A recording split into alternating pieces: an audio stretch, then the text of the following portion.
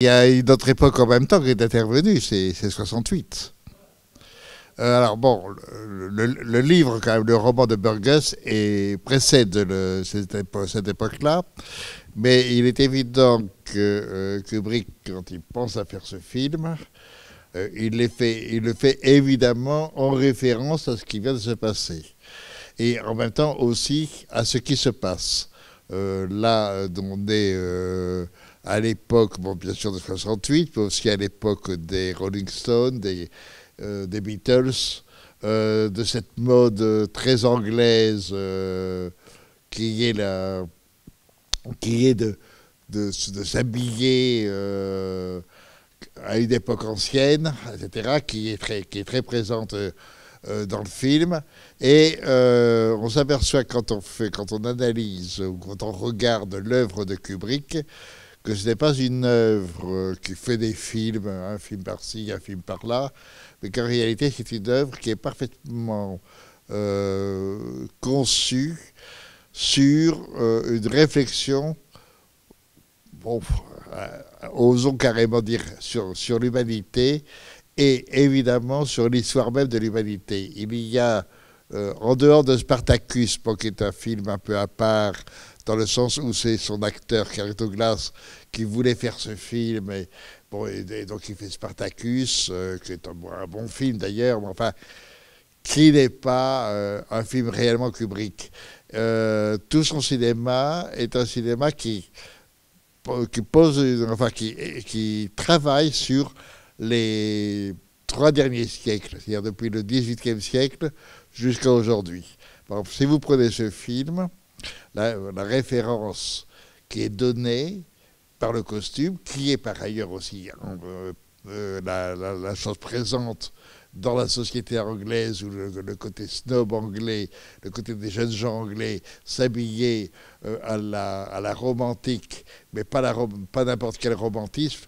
Le premier romantisme, c'est-à-dire celui des années 1820 à 1830, celui des dandies, celui de Byron. Et ce n'est pas pour rien que dans ce film, vous avez la 9e symphonie. La 9e symphonie, c'est 1824. Byron, la mort de Byron, c'est 1824. Et comme vous avez pu constater, le tout dernier plan du film, vous vous demandez qu'est-ce qui se passe.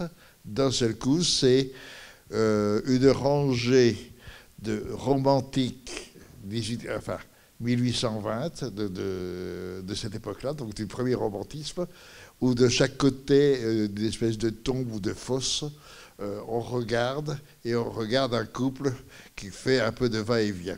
Bon, puisque c'est la donnée du film. Ce n'est pas innocent.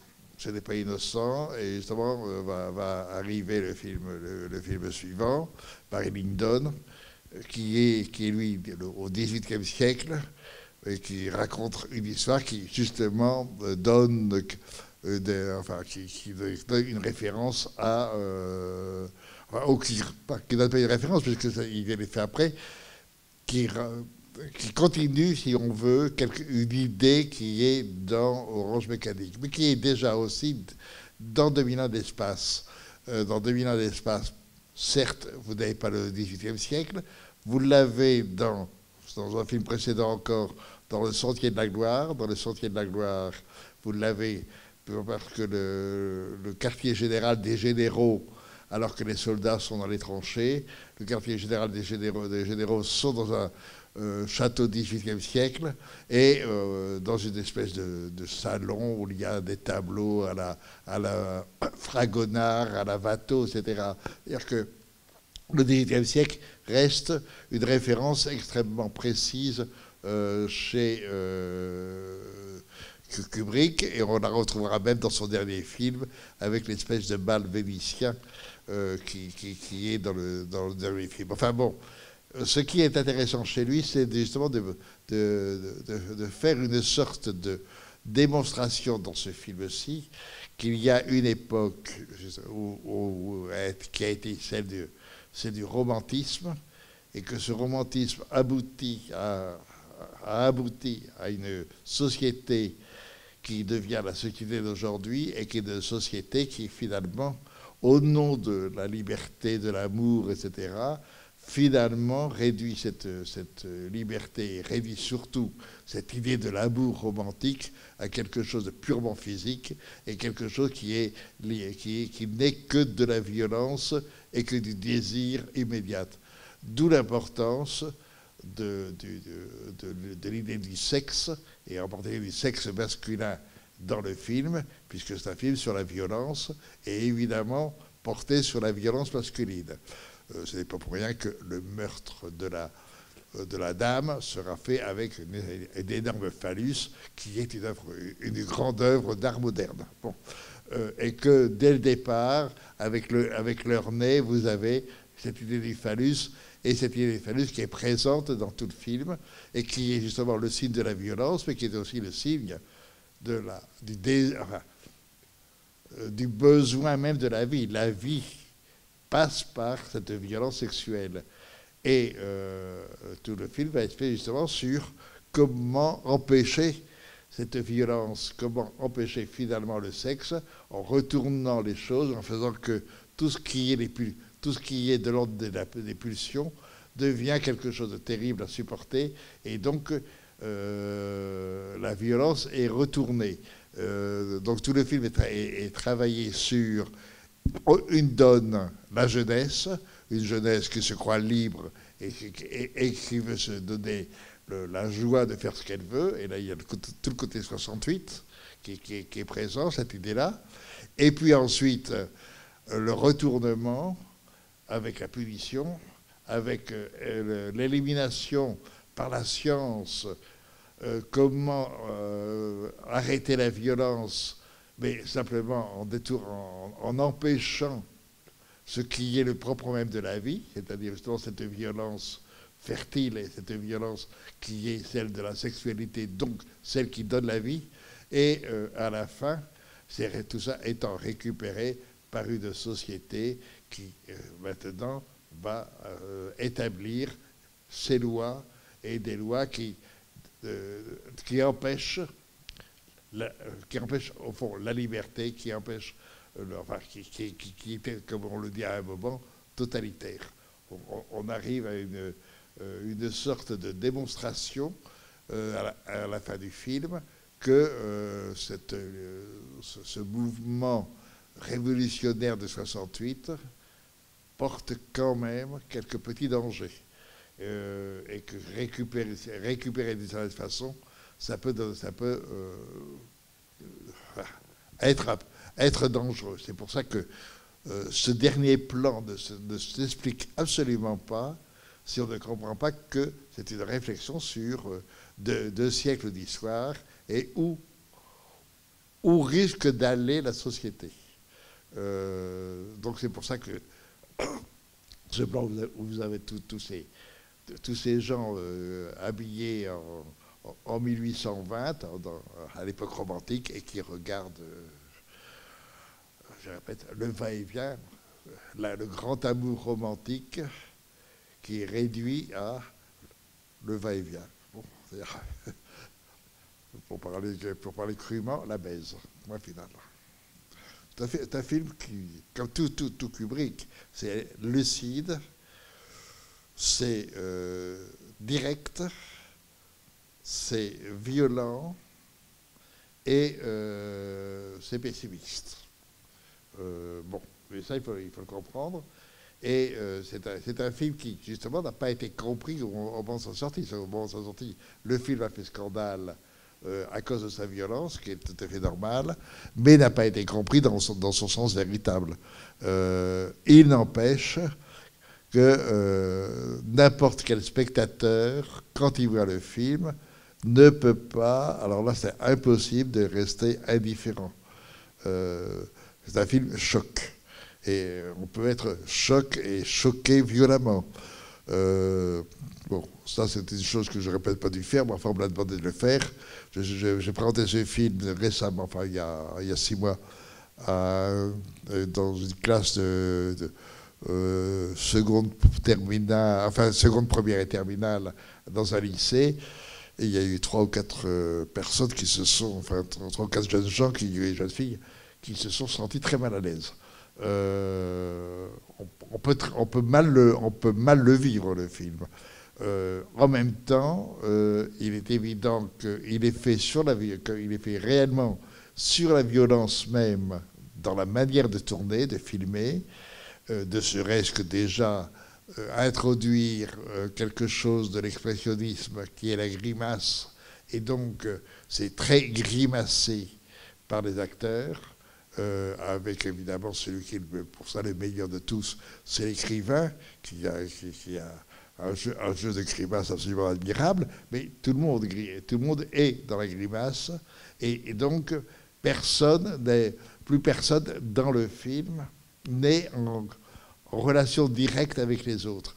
Seul notre Premier ministre, mais il est parfait dans la grimace absolue d'un Premier ministre. C'est-à-dire que parfaitement honorable, mais totalement mensonger dans son attitude même et donné comme tel.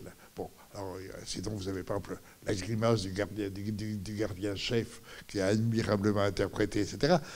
Tout le film est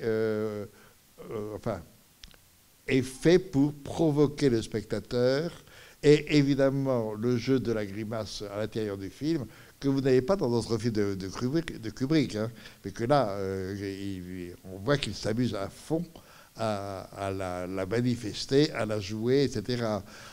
Sans compter tout ce qui est à l'intérieur même du système de représentation, c'est-à-dire la façon dont il travaille avec la caméra.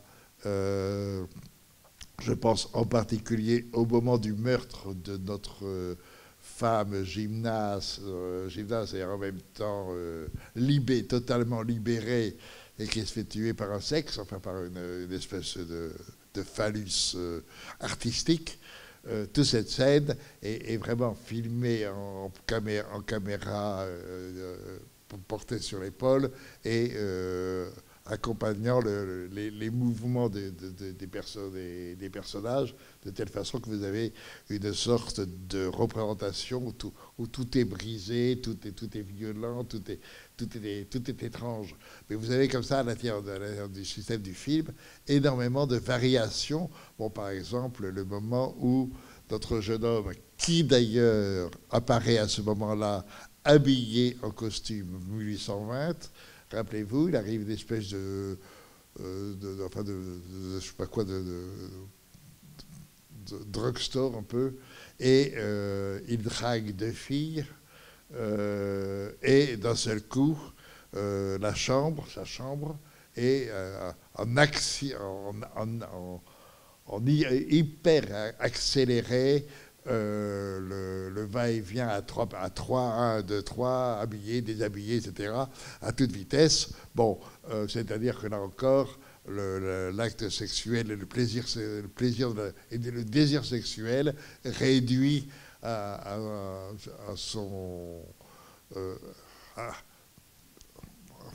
sa facture, et absolument pas à son ni au plaisir, enfin, surtout pas au plaisir, mais au désir. Enfin, il y a un refoulé total où, dans ce système, à force d'être libre dans sa sexualité, il n'y a plus de véritable sexualité. La sexualité n'est qu'une espèce d'épreuve de gymnastique, et ça en reste que là. Donc une sorte de mort profonde du sentiment, et cette mort du sentiment, c'est tout le système du film. Alors ça va évidemment avoir des relais avec, par exemple, avec les parents, les 2 parents qui d'un seul coup ont remplacé leur fils, etc. C'est il y a des scènes quand même extrêmement curieuses dans le film, et qui sont tout à fait étonnantes. En même temps, bon, l'espèce d'homosexualité plus ou moins latente que vous retrouvez, par exemple, la première fois avec le conseiller, je sais pas quoi, l'éducateur judiciaire, la scène sur le lit, bon, elle est quand même limite. On la suggère, en même temps, on ne la voit pas. Mais vous avez quand même des scènes au moment dans la prison où ouvertement c'est avoué. En même temps, ce n'est pas notre personnage, mais bon, il y a une sorte de démonstration comme quoi tout ce qui joue les rapports humains sont détraqués, tout simplement. Ils sont devenus artificiels, ils sont faux et ils n'ont plus de consistance. Résultat, les individus sont totalement perdus à l'intérieur même du système d'une société qui n'a plus, qui accepte un désordre et en même temps veut rétablir l'ordre, et ce n'est pas possible. D'où la fin du film. La fin du film, quand même, cette espèce d'achat par le Premier ministre de ce voyou qui, entre parenthèses, reste voyou jusqu'au bout. Parce que ça, comment dirais-je, sa conversion à la repentance est totalement fausse. Enfin, à chaque fois, il calcule et il veut sortir, il veut continuer finalement sa vie, et donc à la fin, il aura gagné. Moi, j'adore ce moment où il est devenu comme une espèce de bébé qui est nourri par sa maman avec la bouche ouverte, qui ouvre la bouche pour qu'on lui mette la béquille. C'est une espèce de retournement comme ça qui est quand même très ambigu là aussi. On peut dire qu'à la fin, si on veut vraiment voir les choses, on peut dire qu'à la fin, dans cette séquence-là, à l'hôpital, donc il se fait nourrir, qu'il y a une sorte que l'inversion qui quand même travaille tout le film a abouti à ce que le masculin, pour continuer à être masculin, se fait totalement féminin. Et en particulier avec cette bouche ouverte qu'on remplit, etc., ça devient très étrange. Regardez le film dans son étrangeté, comment le personnage d'Alex doit passer par tous les états pour essayer de résister et de continuer à être. Alors que tous les autres sont finalement, en particulier ses anciens copains, deviennent policiers, enfin, tous rentrent dans le rang. Lui, à la fin, il sait que cette société est trompeuse, cette société est truquée, et il a compris que la seule façon de pouvoir être Alex et continuer à être Alex, c'est de rentrer dans cette société, mais du côté des forts, et être maintenant celui qui va être dans la violence rentrée, la violence tout à fait et bien éduquée, ce qui est en même temps aussi très anglais. Ne pas oublier que le film de Kubrick a quitté l'Amérique avec Falabour. Donc il y a Docteur Falabour, après il y a 2001 de l'espace, ça il tourne en Angleterre, et là maintenant il n'est pas devenu anglais. Il reste américain, mais il vivra en Angleterre. Tous ses films seront tournés en Angleterre, et la plupart de ses films se passent en Angleterre. Ou quand ils se passent aux États-Unis, c'est très anglais quand même. C'est-à-dire qu'il a totalement répudié l'Amérique à ce moment-là. Et ça se sent très fort. Enfin, je veux dire qu'il en fait vraiment un film anglais. Et même, je faisais la réflexion à l'instant, en revoyant quand la mère et le père viennent le revoir à l'hôpital, elle est vraiment habillée comme seule une Anglaise peut s'habiller, quoi. C'est en rouge avec cette espèce de casquette, etc. Enfin bon, c'est pas parisien. Mais moi, j'adore des films comme ça qui sont d'une espèce d'intelligence, d'intensité et en même temps d'une invention au point de vue je dirais grammatical dans le sens des plans. Les plans, bon, commencez déjà le premier plan comme il l'a fait, c'est-à-dire le regard par en dessous avec un œil féminin et un œil masculin, c'est-à-dire un œil avec des cils et l'autre œil et qui regarde par en dessous et qui nous regarde nous par en dessous, et la caméra qui recule, qui découvre les trois autres drunks, enfin copains. Ensuite, on s'aperçoit qu'ils sont sur des tables où les femmes, enfin qui représentent des femmes totalement nues, qui offrent des verres, etc. Enfin, là, les boissons, tout ça recule pour arriver ensuite au mendiant, bon, à la scène du mendiant. D'emblée, il fait une représentation où de toute façon le spectateur est constamment pas pris à témoin. Il est dans le coup, le spectateur, mais il est dans le coup, je dirais, dans le sens où il reçoit les coups. Et avec une certaine satisfaction, car il y a une telle invention de ce point de vue-là, point de vue formel dans le film, et je ne pense pas que vous ayez pu vous ennuyer une seconde dans le film. Le film est mené tambour battant, c'est admirablement construit, et en plus, les dialogues, évidemment, ça, il reprend ça à Burgess, cette espèce de réinvention d'une langue fantastique, extraordinaire, mais qui est en même temps dans l'air du temps. C'est-à-dire que c'est vrai que les jeunes, déjà à l'époque, ça avait commencé en particulier chez les Anglais, toute cette espèce de réinvention du langage, et là, c'est utilisé de façon admirable, et là aussi pour choquer le spectateur. Et le spectateur, en fin de compte, il fait très bien. Il ne comprend pas les mots, mais il comprend à peu près le sens que ça veut dire. Et quand on regarde bien le film, on s'aperçoit que c'est vraiment tourbillonnant. C'est-à-dire qu'on ne vous laisse absolument pas le temps de vous reposer.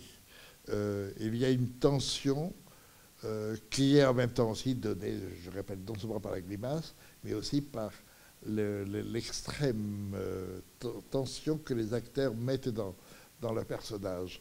Même quand vous prenez, par exemple, la scène qui est très belle, la scène du retour dans la famille avec papa, maman et le nouveau fils, alors, là encore, ambiguïté totale, que fait ce fils? Enfin, ce faux fils à l'intérieur. On a l'impression qu'il séduit la maman, que tout ça devant le papa, enfin tout ça, vous pouvez y mettre tout ce que vous voulez et tout ce qui vous passe par la tête. Et le vrai fils qui est chassé, enfin, et vous voyez bien, alors cette scène-là semble très douce. Alors, en fait, d'une totale violence. Et ce film qui travaille sur l'idée même de violence, qui pense à la violence, qui réfléchit à la violence, et réfléchit très fortement et de façon politique à la violence, en même temps ne peut fonctionner que sur la violence. D'emblée, dès le premier plan, c'est violent. Dès qu'ensuite on quitte l'espèce de bar donc où on boit du lait comme les bébés, mais simplement avec des drogues, bon, et qu'on se drogue comme ça, immédiatement après, on est dehors, vous avez le tunnel, vous avez le vieillard, donc les jeunes prennent le pouvoir, donc il faut tuer le vieillard ou tous les cas le massacrer, etc. Et tout le film est fait sur ça. Et aussi sur la réflexion sur les jeunes, puisqu'après tout, quand même, 68 a été une révolution des jeunes. Quand on réfléchit aujourd'hui et qu'on prend sa distance, en aucun cas 68 a été une révolution économique, une révolution politique. C'était mais en revanche, et autant de façon authentique, une révolution de mœurs. D'un seul coup, les mœurs ont changé et la façon de regarder les mœurs ont changé. Et ça, c'est 68 qui l'a apporté indiscutablement. Et le film, 3 ans plus tard, rend compte de ça. C'est un film qui, si vous voulez voir 68, il faut voir ce film qui est évidemment non pas un reportage ni un documentaire, mais qui est une sorte d'exagération et exaspération du mouvement 68 heures et de la jeunesse à l'époque, enfin, dans tous les pays. Hein. C'est pensé France, c'est pensé Angleterre, c'est pensé Amérique, etc. C'est vraiment cette espèce de révolution de la jeunesse, oui, en effet, qui a été manifeste en 68. Et qui est, donc, et c'est un film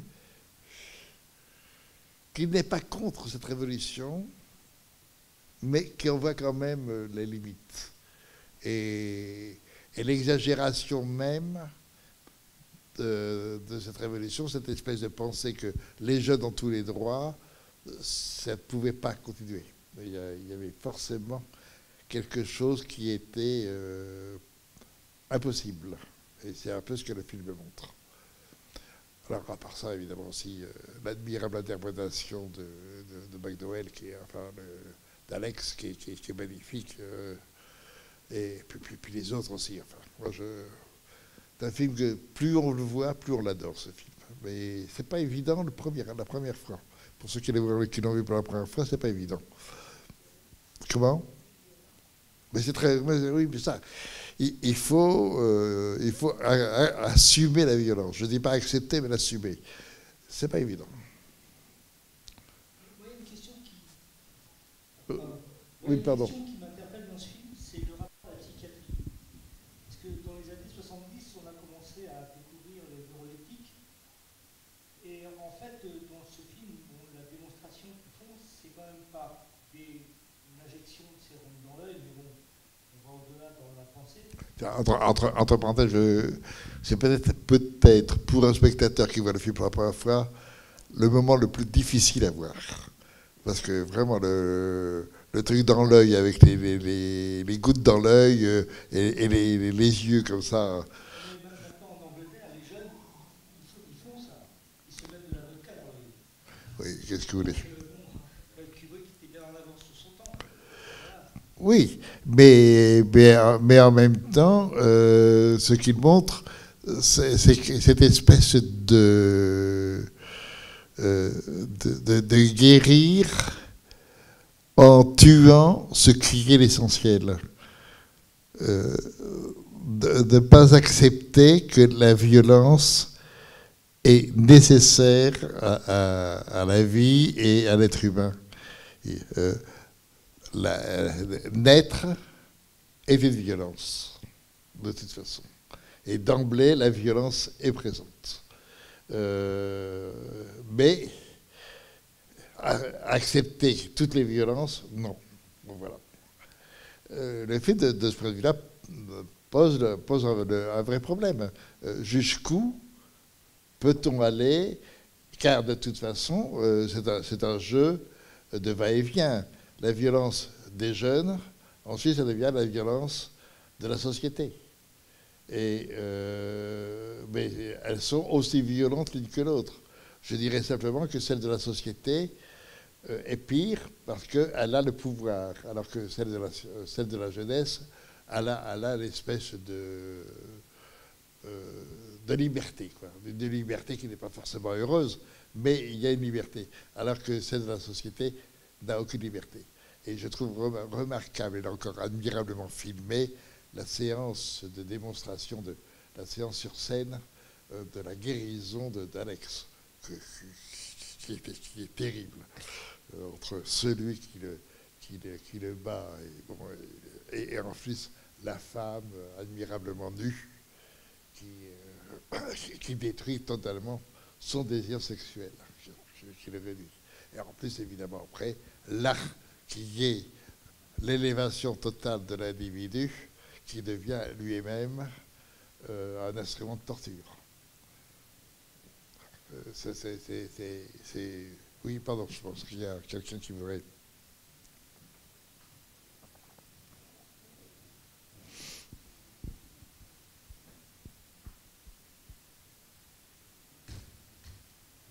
Oui, il y a aussi un côté très christique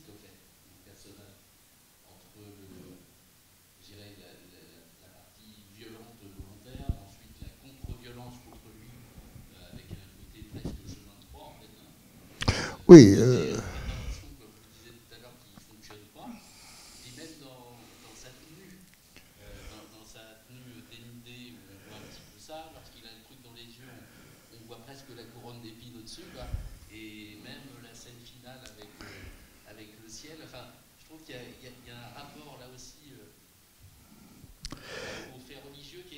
Oui, mais on fait un fait religieux qui lui est aussi complètement dépravé. C'est ça qui est terrible, c'est que vous avez au départ, déjà, la caméra descend, il est sur son lit, et la caméra descend et il aperçoit 4 Christ, nus, entièrement nus d'ailleurs, et avec leur couronne d'épines, etc. Et ensuite, on va retrouver le Christ au moment du calvaire, enfin, c'est pas le calvaire, c'est le chemin de croix. Et c'est lui qui se donne du plaisir à le frapper, etc. Et son hypocrisie devant le pasteur, bon, en fait, c'est un personnage qui ne croit pas une seconde à la religion, mais en joue. En même temps, cette religion est aussi violente. Donc, c'est échange de bons procédés. Oui, si vous prenez cette allusion christique, elle n'est pas nécessaire au film. Vous supprimez ces quelques plans-là, vous ne touchez absolument pas au film. Mais il fallait que ça y soit, car évidemment, le problème même de la religion intervient. Il est vrai que le fait que la religion, en particulier c'est la chrétienne, interdit toutes les pulsions, donc la violence même du désir sexuel, donc doit intervenir à l'intérieur même du personnage d'Alex. Il doit être confronté à ça. Et ce qui est merveilleux dans Alex, c'est qu'il en joue immédiatement de façon admirablement hypocrite. C'est ça que vous voulez, vous allez m'avoir, je vais vous faire un bon petit chantre de curé, etc. Je vais être un bon petit chrétien. Là, c'est pas évangéliste, il est protestant, mais je sais pas dans quel. Ah, il est anglican, Bon, d'accord. Enfin bon. Mais moi, le personnage qui m'amuse toujours le plus dans le film, c'est le gardien. Le chef gardien qui est absolument parfait dans le genre imbécile, dans le genre crapule, et dans le genre finalement on est là pour punir et puis on y prend plaisir, car en fin de compte il est aussi violent qu'Alex, sauf que lui c'est pas drôle, en plus il n'y prend même pas de plaisir. Je trouve simplement très beau sa réaction lors de la séance sur la scène d'Alex, lorsqu'il aperçoit la femme nue. Alors là, c'est... Enfin, il a vu une femme nue dans sa vie. Bon. C'est tout. Enfin, il y a plein de détails comme ça qui sont tout à fait remarquables. Mais, je sais pas, il y a... si vous revoyez le film, amusez-vous à regarder vraiment les places de la caméra.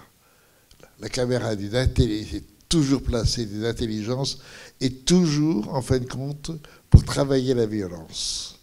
Les rapports d'espace, c'est au fond la marque même du cinéma de Kubrick. Pas seulement dans ce film, dans tous les films. Les espaces, qui sont évidemment les espaces d'abord cinématographiques, les espaces à l'intérieur même d'un cadre, etc. Mais non seulement ces espaces-là sont importants, mais surtout ce qui est travaillé, ce sont les différents espaces, ceux du physique et les espaces mentaux. Et comment les espaces mentaux sont travaillent les espaces physiques et inversement. Et quand on regarde l'œuvre de Kubrick, on s'aperçoit que il fait ce que doit faire un cinéaste, justement travailler l'espace, mais son projet est de montrer comment la vie, l'existence, c'est un conflit permanent entre les différents espaces. Alors évidemment, quand il fait 2001 de l'espace, là ça se joue admirablement bien, puisqu'il fait le premier espace, c'est la Terre et des êtres humains proches encore des singes qui y sont, mais c'est l'espace terrestre. Puis ensuite, vous avez un deuxième espace, que c'est celui de... On commence à rentrer dans les fusées, et là, on va un peu dans l'espace. Et puis le troisième espace, c'est l'espace-temps. Dans ce coup, on quitte l'espace tridimensionnel pour entrer dans l'espace-temps. Et à la fin, on est retour dans un nouvel espace, je veux dire encore 18e siècle, qui est celui de la chambre, où le personnage de l'astronaute se retrouve dans cette chambre, à l'intérieur même d'un fœtus, et comme un bébé qui va naître. Alors bon, il y a comme ça tout un jeu sur les différents espaces. Mais vous prenez Folle Amour, c'est fait là-dessus. Si vous prenez Barry Lyndon, c'est fait là-dessus. Quel espace? Par exemple, si vous prenez Barry Lyndon, vous avez l'espace de celui qui veut absolument grimper l'échelon social et rentrer dans l'aristocratie. Et puis d'un seul coup, quand vous avez l'andante du trio de Schubert, où vous vous apercevez que l'aristocratie a un autre espace temporel d'un seul coup. C'est très lent. Ils ont tout pour eux, donc ils n'ont pas besoin de se presser. Alors que d'autres, etc. Et on se rend compte que tout l'écriture et l'art de Kubrick, c'est justement de travailler tous les espaces possibles. Et donc, où est mon espace? Où est l'espace de l'autre, etc. Et ici, dans ce film, c'est ça. Au début, c'est lui qui décide l'espace, et puis peu à peu, on lui prend son espace. Et à la fin, il récupère l'espace, en devenant l'associé du Premier ministre, etc. Donc maintenant, mon espace, ce sera l'espace politique.